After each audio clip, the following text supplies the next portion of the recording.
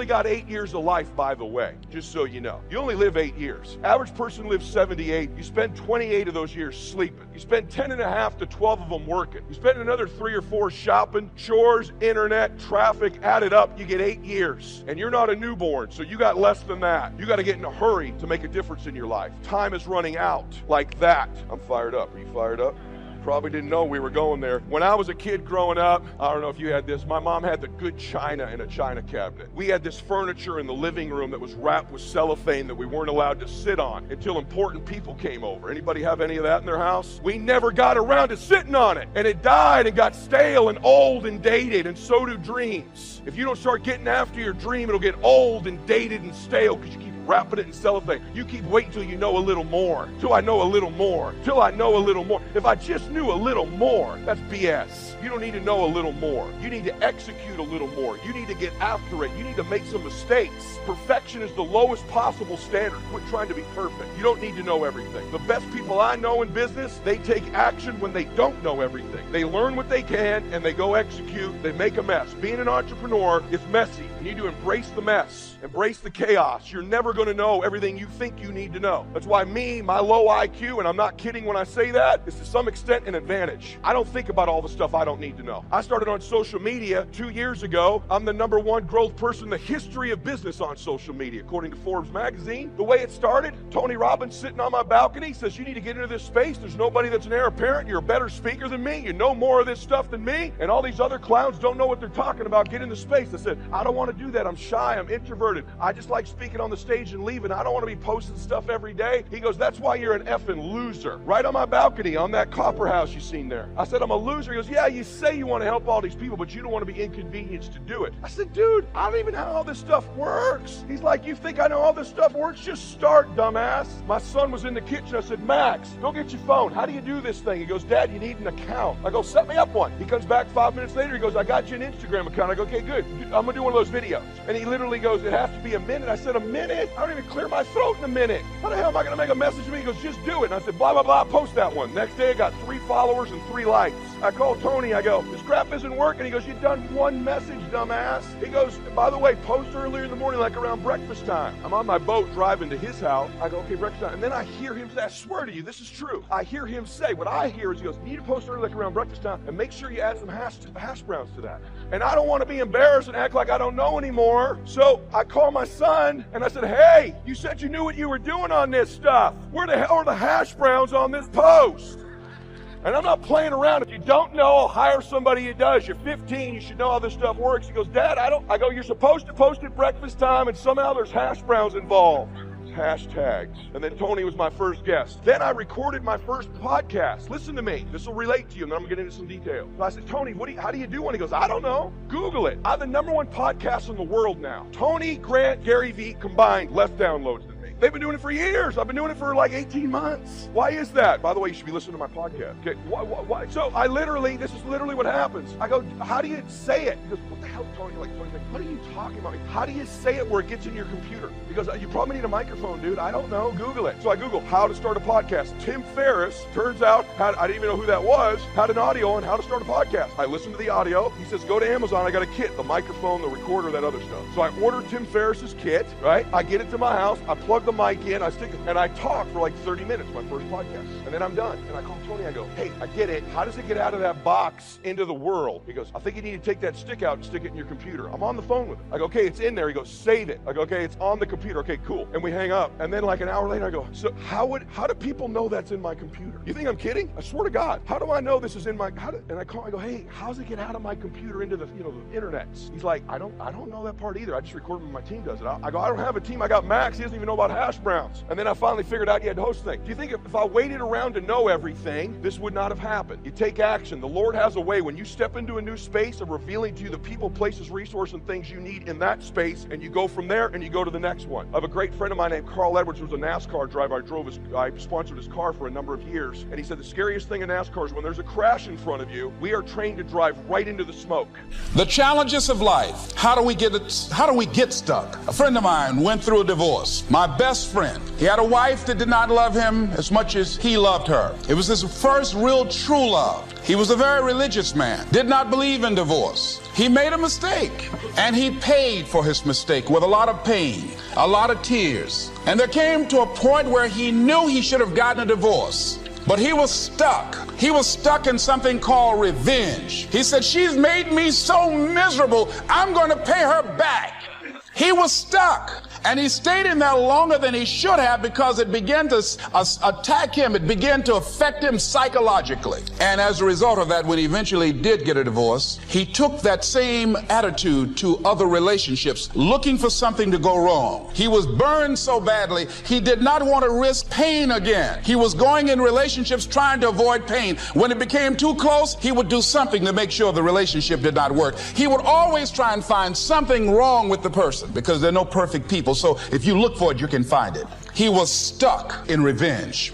Another friend of mine, working on a job, loved the company very much, expected to retire there. And one day they called him in the office, asked him for his badge and identification, called the security man up, walked into his desk, told him he was fired and he had to leave then. He was devastated. And if you came anywhere near him, he will tell you his story, as we all have stories. Even when he got a job, he went on the job telling anybody who would listen how they fired him unjustly. And he always ended with, it wasn't fair. Life isn't fair. Life just is. It's not fair that birds eat worms, and they do. The Bible said the quiet seclusion, finding a still place where you can hear that little voice that directs traffic in your life. It's like the navigational system in my car. It says down 2 blocks and turn left. And that works real good until I turn the music up too loud. And when because I'm out of the 60s, so I turn the music up until you have a hearing deficit, and I'm trying to hear direction, but the music is so loud. Now my new car, it just cuts it down for me right in the middle of the song. Turn left at the corner. Yeah, and sometimes God has to turn the music down for you because everything's turned up too loud, and God has to turn it down and bring you to your knees where you can hear the still voice. That's what started you. That's what called you. That's what inspired you. Don't let the noise of life or the noise of success or the noise of struggles or the noise of popularity become so loud that you lose your ability to hear the still small voice. For preachers, we think that we are speakers. And let me give you just the key to speaking. People who do not hear right cannot speak. Have you ever noticed that deaf people talk funny? They talk funny because they hear funny. You talk funny. So he's back up in the cave again, and then the still small voice speaks in his life and begins to give him direction. You would be shocked how many leaders live in the cave. Leaders have a tendency to be cavemen. Cavemen, that's why you want it done a certain way. Do it this way or get out of here. Cavemen got a club, getting it done. Only time you're nice is on stage. People who work with you behind the scenes know that you're demanding and egotistical and self-centered and stressed out. And when you want it the way you want it. Boom, you caveman. This is my last day. I get nasty now. Fundamentals form the beginning, the basis, the reality from which everything else flows. And remember, there are no new fundamentals. Fundamentals are old, well established. Beware of someone who claims to have a new fundamental. That's like someone who claims to manufacture antiques. We would have to be suspicious, right? So fundamentals, basics, they are so very important to understand and consider and practice if you wish for the good life. And may I add here, make sure you don't go looking for the exotic answers to success. Success is a very basic process. It doesn't fall out of the sky, it doesn't have any mysteries, nor does it fall into the realm of the miraculous. Success is merely a natural result that comes from the consistent operation of the practical fundamentals. As someone wisely remarked, to be successful you don't have to do extraordinary things. Just do ordinary things extraordinarily well. Mr. Schoaf, my teacher, gave me many great phrases I'll always remember. One of them was, there are always about a half dozen things that make 80% of the difference. What a key thought, a half dozen things. Whether we are working on our health, wealth, personal goals, or professional enterprise, The difference between our ultimate success or inevitable failure lies in the degree to which we are willing to seek out, study, and to go to work on those half-dozen things. For a farmer to reap a plentiful harvest in the fall, for example, the major basics are fairly obvious. Soil, seed, water, sunshine, nourishment, and care. Each fundamental being equally in need of study and attention, for together they bring about the best chance for a successful harvest.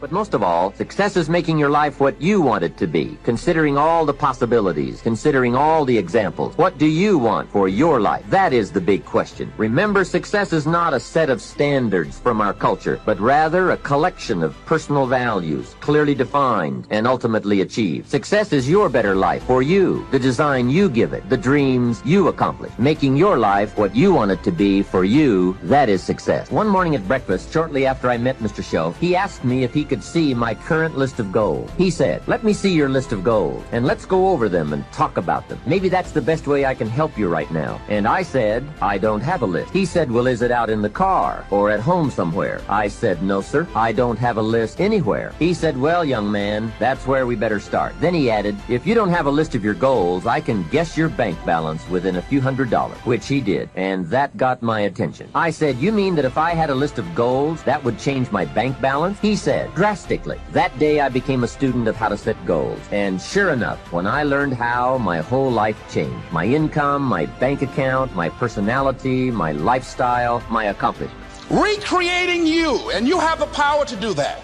You can decide that you're going to change, that you're not going to be a wimp. You can decide that you're going to stand up to life. You can decide that I'm going to live each day as if it were my last. You have the power to make that decision. You can decide, I'm going to work on myself and develop myself. I'm going to empower me. And all of these things that are happening to me right now, they're just temporary inconveniences. They're not stronger than I am. I'm in charge here. Next thing is separate what you do from who you are. That's what the guilt trap is about. See, a lot of folk won't let you forget what you used to do or what you have done, what mistakes you've made. All of us have made some mistakes in life. All of us have done some things that if we had them to do over again, we wouldn't do it again. There are a lot of things that if I had it to do over again, if I knew then what I know now, I would have done it differently. Well, it didn't happen that way. And that's what you call life. I didn't do it like that. Oh, you don't want me to live that down, huh? You want to keep on putting that in my face about what I did. Guess what? I'm not interested. That's what I did then. Won't do it today, so you are picking on an innocent man. Hello.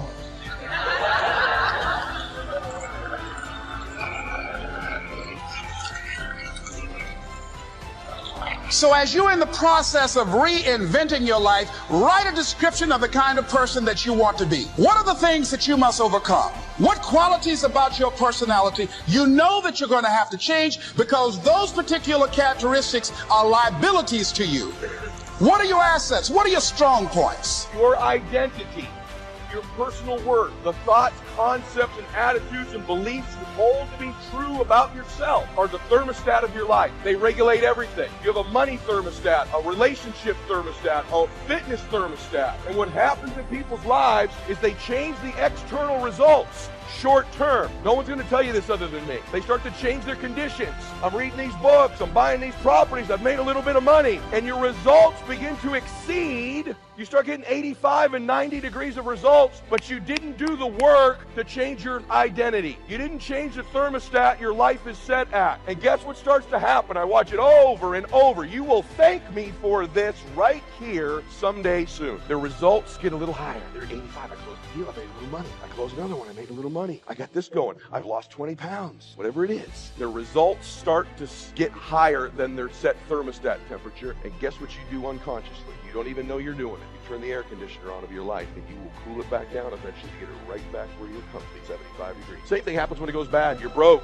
the water's turned off, the power's turned off, your car gets repossessed, they dynamite your property. You find a way to turn the heater on and get it back. The key to life is not the knowledge you learn. You have to have that. Knowledge is not power if it's not applied. The key in life is changing that internal thermostat. And if you don't change that, listen to me, it'll seem coincidental. Yeah, something happened to the property. It was a bad rain. Construction costs went up. The market conditions changed. The interest rate went up. No. It's not coincidental. It's not. You cooled your life back down because you didn't do the work on who you are. The thing I have in my life is I associate with higher and higher identity people more and more and more in my life. That's what this group does for you. You get the power of association. The people you associate with keep you up. If any of you that are religious, if you weren't fit, let's say you hung around someone in this room that's super fit and you were out of shape. You can't be around that person constantly and not start to eat differently, start to think differently. If you're a person of faith, you're around someone who's a high thermostat temperature person of faith, you're around them all the time, you start to behave differently. If you're a man in the room and you start to hang around guys who are true to their wife and love their wife and are faithful to their wife and compliment their wife and hold their wife's hand, they do all that stuff, they date their wife, you can't help but change your thermostat. Same with money. You don't think Sylvester Stallone and Phil Knight and John Elway and Tony Robbins had an impact on me? If you know the road ahead, you have incredible power called anticipation. Anticipation is the ultimate advantage. See, winners, leaders anticipate, losers react. The reason you get beat is you don't know where things are happening, so you're reacting. Reaction is always stressful. And yet so much of our life is predictable if we just were to study it, not be caught up in our day-to-day. It's predictable the challenges you're going to have in your relationships, or with your kids, or with your body, or with your job, or with your economics, or with your mother-in-law or father-in-law. These are predictable. If you would anticipate these things and put a strategy in place, you could take it all out and have the quality of life that you deserve. In business, it's everything. Those that anticipate, those that lead, and then there's those that follow. The followers are the reactionaries. So the more we can anticipate, and you can't anticipate and lead unless you first learn how to lead yourself at a different level. So I love to have you just see that if you and I can start to take control of our focus, and we can start to control the meaning of our lives and make something really that meaning that empowers us, because look, what's wrong is always available, isn't it? There's always an Ebola, a bird flu, there's always something that's going to kill the entire human race tomorrow on TV. And then there's your life. What's wrong is always available, and so is what's right. And you have to take control of that focus, because otherwise you become a follower and you get to live your life. Even though you're a smart person, we're all smart, but it's easy to get led astray by everybody else's focus, isn't it? And then all of a sudden let them create the meaning for us. And then all of a sudden we're settling for a life far less than what we desire or deserve. So my approach is really simple. My approach is to say, let's, you and I, just for a few little time we have here. By the way, this to me is a little time, a couple hours, 2.5 hours, I guess, at this stage. Because kind of the minimum length of seminar I do is 50 hours, 50.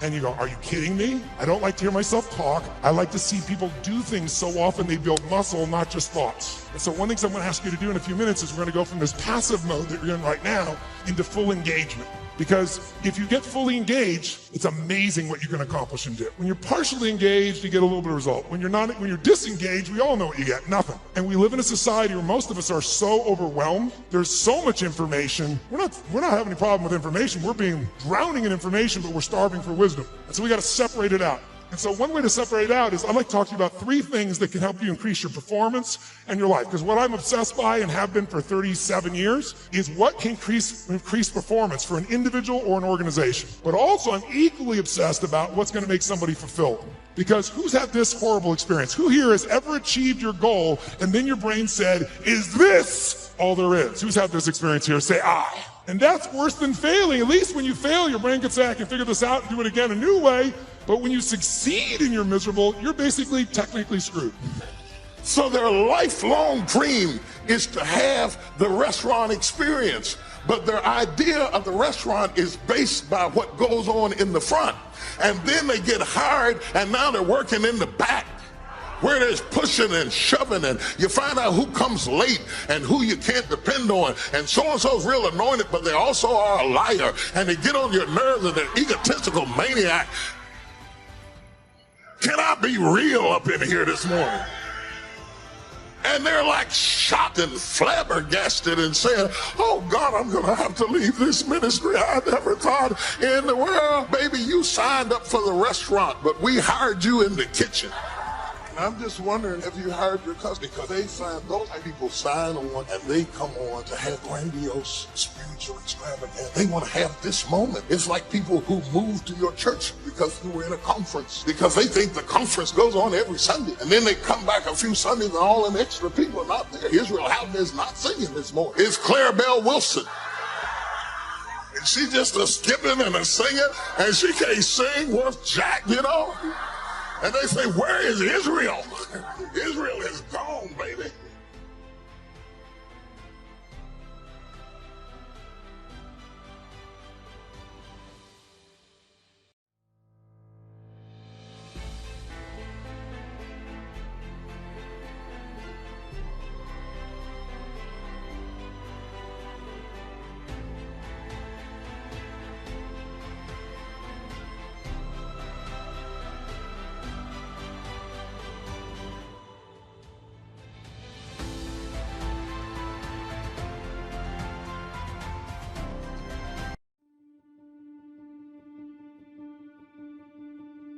Would not you make it by Friday?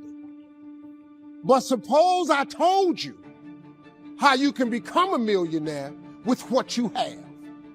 I got my daughter who's a senior at Michigan State counting on me, and she don't know what a loan is. She don't know what FAFSA is. I got my mama who retired counting on me. There's nothing worse than being stupid. And if you will read the books, learn from your experiences, do all the things that you possibly can to get the information, you continue to fight on no matter the circumstances. Tired as you are as many mistakes as you, may you do make a difference there is. Something they would lose if you were not there. There was something that they would miss if you were not there. You do make a difference. We all have things that we're believing for, dreams that we want to accomplish, problems we're hoping will turn around. Maybe it's to see our family restored, to lose some weight, to break an addiction, to start our own business. Because here's the deal. All of you have everything it takes to become rich. You just don't believe it. Now, if you can develop this theory that I'm about to share with you, I have the way for you to be rich. This is it. First of all of you have a gift. God gave it to you when he created you. God never created a single soul without giving them a gift. That's the God that created you. He's a very smart God. Here's the cold thing. When he made you, he put the gift inside of you. He didn't hide it under the ocean. It ain't on the mountain nowhere. It ain't under no rocks. You ain't got to go drilling. God put what you needed inside of you at birth. All of you have a gift. That's why they go on relationship. That's why they start to tear it down. That's why the relationship starts to break down, because people get scared when it isn't working out, and then they make it worse than it is so they don't have to try. Because they don't want to try again and be disappointed. They don't want to feel that sense of rejection. They don't want to feel that sense of failure. So most people make it much worse than it is. People tell me all the time, oh, I'm skeptical or I'm pessimistic. I said, no, you're gutless. It takes no guts. It takes no courage to be a pessimist, to say it's not going to work, to try to find out what's wrong. What's wrong is always available. So what's right. So I'm not into positive thinking, but I am into intelligence. And intelligence says, see it as it is. Don't make it worse than it is. You must immediately clarify what has to be changed. Whenever you have what you used to call a negative emotion, you're now going to call an action signal. You know that action signal is signaling you need to change one of two things. Either your perception or your procedure. But you have got to do your gift. The thing God gave you at birth to do. It is the thing that you do the absolute best with the least amount of effort. That's your gift. Anything else you doing, you wasting your time. Do you hear me? You wasting your time. If when the alarm clock goes off in the morning and it makes you sick every morning that alarm go off, it's because you ain't doing your gift. You're going against what God created you to be. Do most of you know what your gift is? Who in here doesn't know their gift yet? Okay, let me tell you what you do. Go home today. Don't talk to nobody. Sit down and have one conversation with yourself. What is the thing that I do the absolute best with the least amount of effort? This ain't gonna take you long. You old enough, you grown. Write it down. I don't care if it's networking. Now let me clarify what I mean by that. Your perception might be, for example, that, gosh, you feel hurt. You feel like your husband doesn't love you so much anymore, or your wife doesn't love you so much anymore because, gosh, when you first met, boy, all you had to do was, look at them and they dropped their newspaper and came over and hugged you. Now they don't. You have a sense of loss and that hurts you inside. And that hurt is a lot more painful than the feelings of just being uncomfortable. The point, though, is this. Is this an appropriate emotion for you to feel based on this situation and this time with this person? That's really the question we want to ask ourselves whenever we have an emotion. We know that we have that signal. We need to first identify it, and then secondly, immediately appreciate this signal is offering us a message, and the message is we need to change. Again, our perception or our procedures. So our perception might be, person doesn't love me. Do we need to change our perception? Do we have some rules that are inappropriate in this situation? And the answer here probably is yes. Wouldn't you agree? This person is just wrapped up in what they're doing because they're just immersed. It doesn't mean they love you any less. Sometimes as it goes on month after month, even year after year, we don't see anything changing. It's easy to get discouraged and think, it's never going to happen. This is as good as it gets. I'll just learn to live with it. We all go through disappointments, setbacks, loss, pain is a part of life. It's easy to get discouraged, even bitter. Think, why is this happening to me? Sometimes we look at pieces in our lives that don't make sense. The key is what we do in our times of pain. Pain will change us. Heartache, loss, disappointments, they don't leave us the same every painful time. Even though you don't like it. I can't be replaced. Some of y'all acting like, you indispensable. You acting like if something happened to you, they're going to wait around for the next 2-3 years. Like your spot is just guaranteed. Talk to me. Why can't you be replaced? I got one. Give me one more. Why can't you? Maybe you don't even know why you can't be replaced. Do you know why you can't be replaced? Anybody? Don't let me call on you. Come on, talk to me. Why can't you be replaced? I got time. Coach, I asked him how much time I had before I came in. He told me what I had. We got a little bit more. I can sit here and wait the whole time if you want me to. But I need somebody to tell me why you can't be replaced. Oh, you good. You know already. I feel you, bro. You good. I need somebody else. We good. You fought your whole life to get to this point just to let it slip away. Sure enough, you'll be wiser this year than you were last year. And I've got a few techniques that I teach in my seminar on how to get smarter. Keeping a journal, going to the lectures, going to the seminars, listening to the sermons, picking up ideas from other people. You just must keep up this steady process of learning. Never cease your quest for knowledge. And that's one of the key points to go from average to fortune. Get smart. This is called the possibility for life change starts with education. Don't be lazy in learning. Don't be lazy in picking up the ideas. Don't be lazy in learning from your own experience.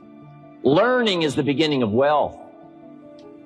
Learning is the beginning of life change. Some people want to start with motivation, but you don't start with motivation. Somebody says, just motivate this guy, he'll be all right. The answer is no, probably not. It's developing something in you that can only be developed in the tough times. Eventually, that will pass, you will get through it, but you will be different. In those tough times when you're uncomfortable, going through a loss, dealing with an illness, you could easily let it overwhelm you. Now how the pain changes you is up to you. You can come out bitter, or you can come out better.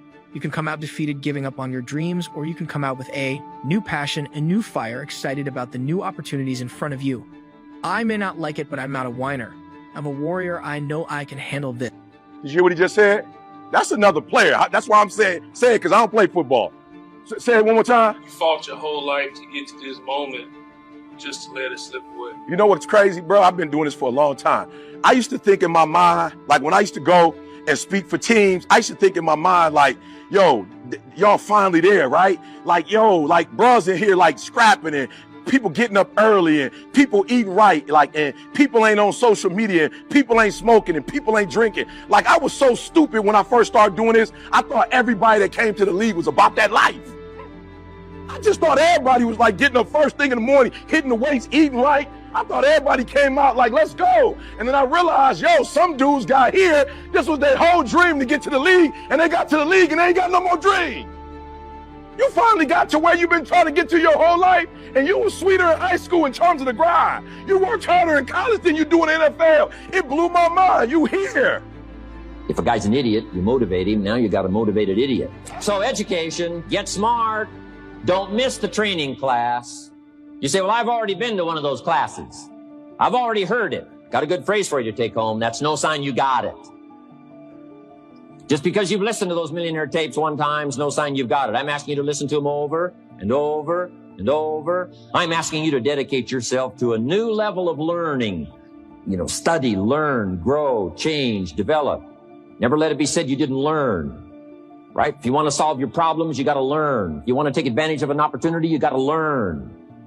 Develop your own personal philosophy here. Philosophy, major determining factor in how your life works out. Each person's philosophy is like the set of the sail. The same wind blows on us all. The difference in where we arrive at the end of the week, at the end of the month, at the end of the year is not the wind that blows. Don't complain about the pain. Without the pain, we couldn't reach the fullness of our destinies. Sometimes we bring pain on ourselves. We make poor choices. Get in a relationship we know is not good, or maybe get over our head in our spending.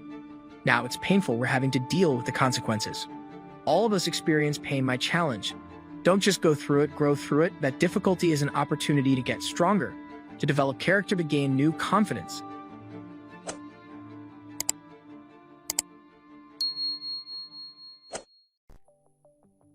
Here's how to really cash in on this year. Number one, get serious. Life is serious.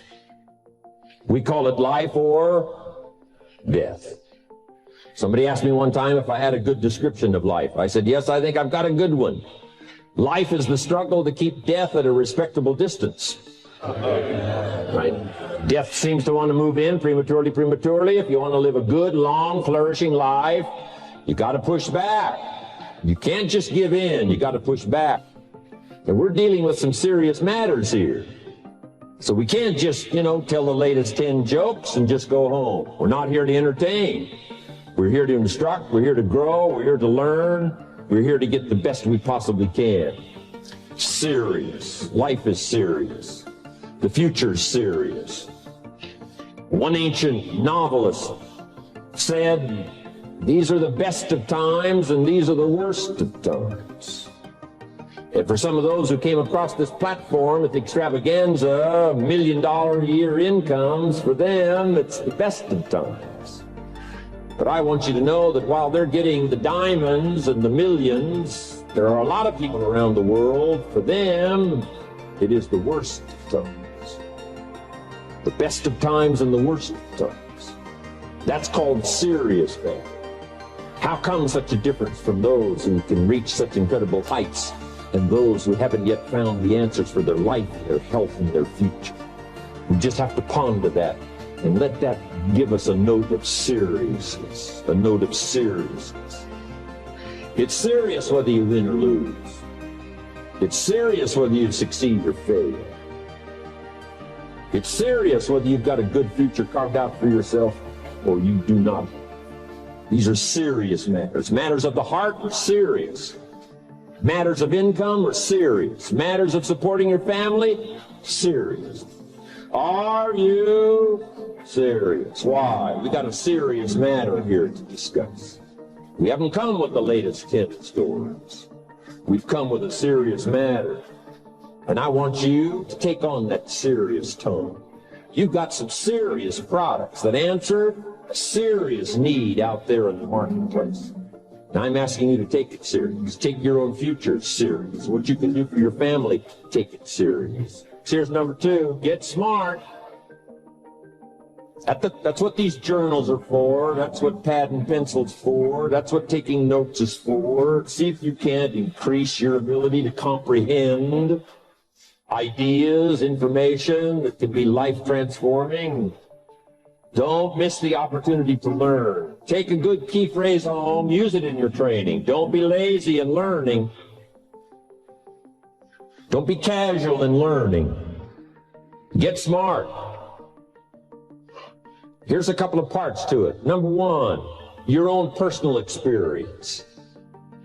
Right? If you've had a bad week, just sit down and ponder that for a while. Study it. See if you can't pick up some ideas from a poor week and then make a better week.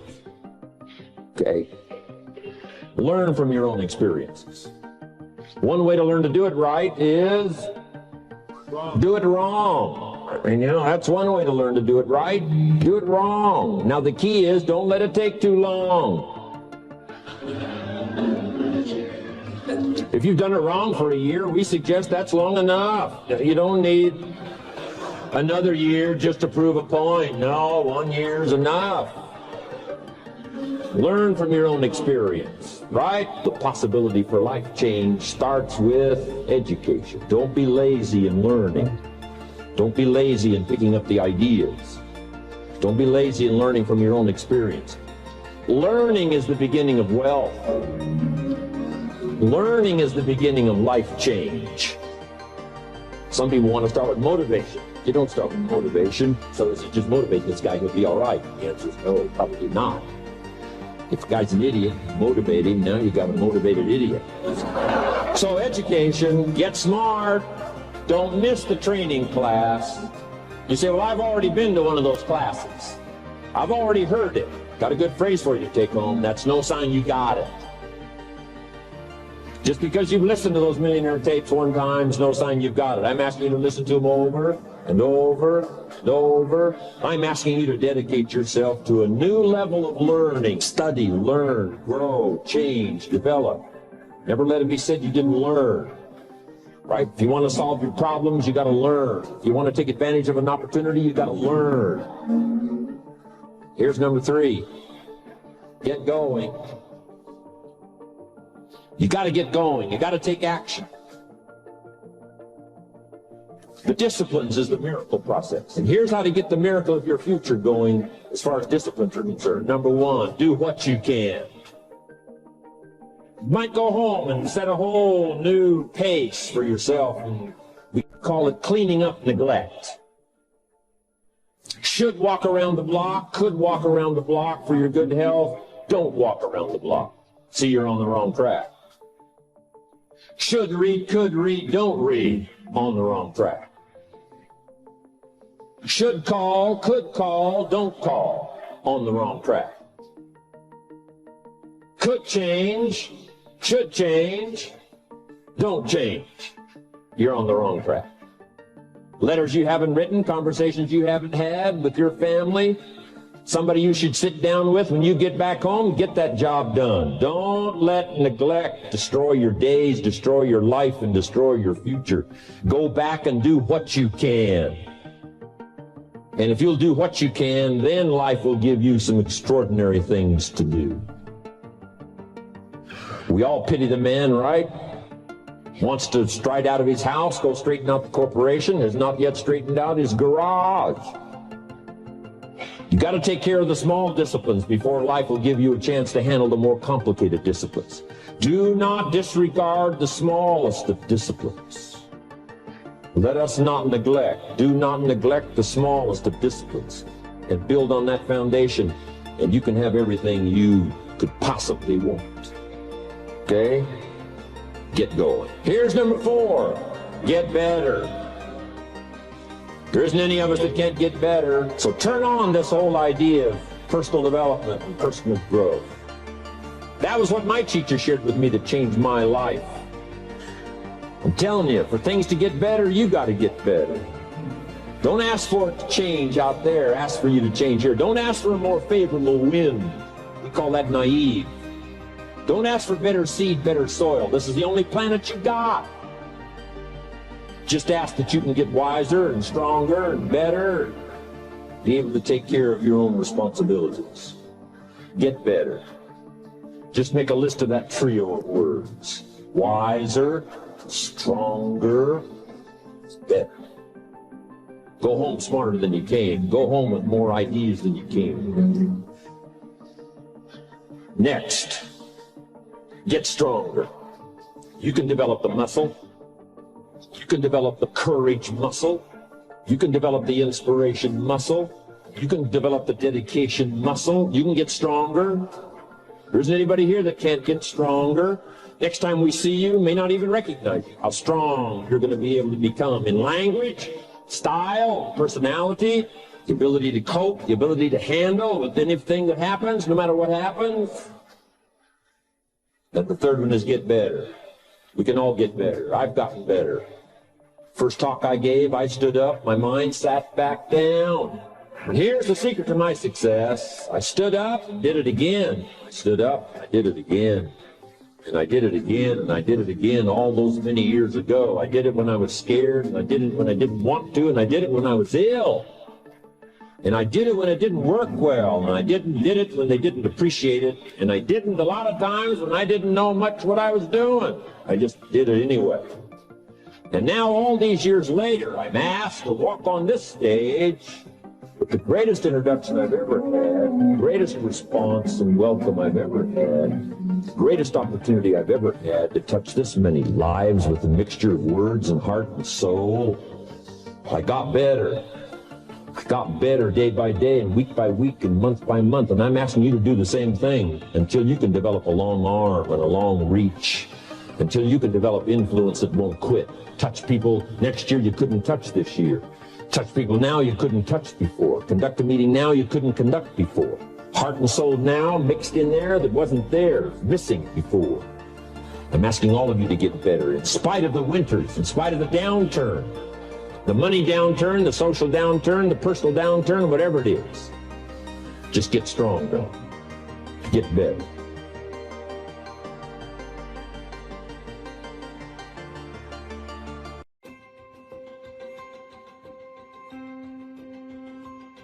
Nothing may be changing on the outside, but something's happening on the inside. I could always hear my daddy's voice. I don't care where I was. I could be on the school bus. I could be in the lunchroom. I could be on the playground. I could be somewhere I shouldn't be. And that's how I talk. I shoot pool. I make you tear up your cards, break your cue stick. Only thing that's going to make you happy, my friend, in this year or any other is to step up. It's to raise the standard. It's to discover what you're capable of and feel that incredible power pushing through whatever's holding you back and get to the other side of more of your true self. That's what this game is all about. So life is real short, so you have all your traveling and of all your sleeping and of all your school. Out of all your entertainment, you've probably been half your life doing nothing. So out of 30 years, I might have about 16 years to be productive. So it's how we can all break individual lives now. You've got to completely divorce yourself from this notion of outcome and become completely obsessed with the idea of sincere pursuit. Now, why sincere pursuit? The reason to tie your sense of self, your self-esteem. Why? Your character is being developed. You're gaining experience, maturity, strength that you'll need to go where God is taking you. Don't complain about the silence. God does His greatest work in isolation. When God is silent, that doesn't mean He's not concerned. Just the opposite. It's a sign that He's closely watching you. God loves you so much that at times He will hide you. He'll cause the door not to open. He'll cause a person to walk away. If you don't understand that it's God hiding you, you'll be frustrated and try to make things happen out of God's timing. You have to pass this test when you're hidden. Here's a key. Don't compare your life to other people's. I can always hear my daddy's voice. My daddy could protect me on the streets of Chicago when he was not even there. You have children. You have grandchildren. Make sure they can always hear your voice. But most importantly in business, whose voice are you listening to? When it comes to franchising, whose voice are you listening to? When it comes to same-day sales, whose voice are you listening to? When it comes down to hiring the right Cassie, whose voice are you listening to? When it comes down to being successful in franchising, whose voice are you listening to? My wife and I are former franchisees. That's why I'm a no-brainer to speak at franchise conferences, because every franchise system has typically 2 groups at the conference. They're further along. They don't have the challenges you do. God's purpose for your life is not the same as theirs. Stay focused on your calling. You may have big dreams, but nobody is noticing you. Don't get discouraged. It's because God had you hidden. You are in a time of preparation. God is getting you ready for what He has in store. You will come into a time where God causes you to be seen. Just as God hid you, He will bring you out into the open and cause you to go where you couldn't go on your own. When God brings you out, He will catapult you forward. When you have an expensive piece of jewelry, you put it in a box and hide it. It's valuable, so you keep it hidden. When you're going somewhere special, you bring it out for people to see. The reason you're hidden is because you're extremely valuable. You have the one group that buys in, and they're in the corner talking about how can we execute, how can we improve same-day sales. Wow, you're doing good, I'm doing good. Let's keep working together. What can we do to improve the brand? We're at the conference. Let's buy in. There's always another group over in the other corner. Yeah, man, corporate. Yeah, corporate. Corporate's always trying to sell us something. I know. They're just trying to make money. All that stuff they're talking about, you gonna do it? Nope, me either. So every sister, trust me, has two different groups at the conference. The group that buys in, and the group that's rebels and down. Here's another rhetorical question for you. What group are you with?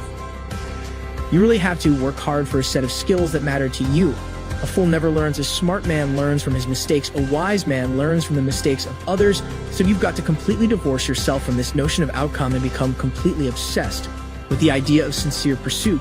And so when you look at the night sky and that sense of awe grips you, it calls something out of you right to respond to. Your encounter with the infinite, even your encounter with mortality, your encounter with finitude and limitation, all of that. In relationship to the internet, that sense of awe is also the calling forth of something out of you that can respond to the challenge of that infinite. Well, that's the microcosm within. No, it's a reflection of the structure of the cosmos itself. That's the divine ideal. Because I talk a lot of trash. I'll throw you off. You've never been to Boston, I'll take you there. So I learned how to signify and talk trash, all right? So I make a living talking trash to AT&T. I make more in 1 hour than 90% of the American public earn working for a whole year doing what I love to do. That I've developed my talent. You want to master your talent. Find out what it is that you love to do. I love to talk. Scripture is another key that says to us what we need to do to begin to develop ourselves. Luke 12:34, where your treasure is, there will your heart be also. So what do you love to do?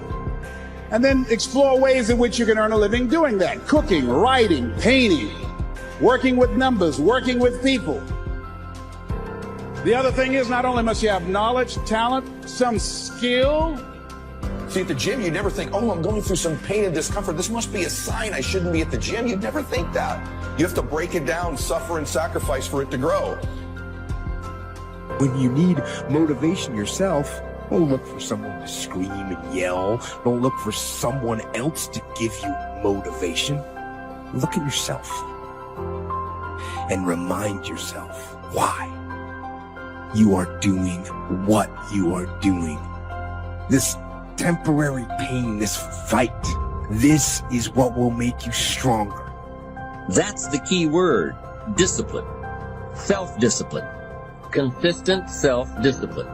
It doesn't really matter how smart you are or how much you know if you don't use it. Better than knowledge is applied knowledge. I'll never be rich. You what you want the moment. You change the frequency that your tower emits, different things come back to you. If you change your attitude, you change your altitude. Most of us go through life pretending that we're satisfied where we are, pretending that everything's okay, pretending that we don't have any special goals or ambitions or desires. When really deep down inside, we do really want more, because you have to judge a tree by the fruit it bears, not the fruit that it talks about. See, a lot of people pretend that they want more out of life, but all you have to do is watch their actions. But the other thing that's important, faith to act on whatever your dream is. See, if you don't believe in yourself, how many people you know that have a lot of talent, a lot of abilities, but they don't believe in themselves? Raise your hands. See, that faith is very important. So the faith to act on those dreams, those desires. Here's scripture that I like very much. Commit thy works unto the Lord, and thy thoughts shall be established. Commit means to carry into action deliberately. Commit means to make it happen no matter what. Commitment. There's a difference between next time you have bacon and eggs. The chicken was involved. The pig was committed. He had to give it all up. That's going to take a minute to sink in. No, all right? See, when you make a commitment, I'm going to become wealthy. When you make it important. And once we've applied our knowledge, We must study the results of that process. Get the clutter out. Start letting some of this junk go to make some room for something else. Do that with people. There's some people who's cluttering up your life. They're just holding and occupying the space that somebody useful, positive could be holding that space. You don't even have time to look to see what else is out there because you all have all of these people surrounding you that's not enabling you to grow. I mean, tonight, you've experienced someone failing. Maybe your mom was never there. Maybe it was a boyfriend who promised you the world but took off. Before you know it, what happens is these failures are holding us back from getting into our future. And these bad relationships are blinding us from all of the good potential relationships. I will try 100 times to get up, and if I fail 100 times. If I fail and I give up, do you think that I'm ever going to get up? No. But if I fail, I try again and again and again. For as long as I try, there's always that chance of getting up, and it's not the end until you've given up. You have to start living your life in expectation. You've got to start expecting great things to happen for you. In order for it to happen, if you live your life in expectations, that's what happens to you. If you live your life in despair, that's what happens to you. Disengage your sense of self, your sense of self-worth from achievement. Once you are wholly focused on sincere pursuit, everything changes.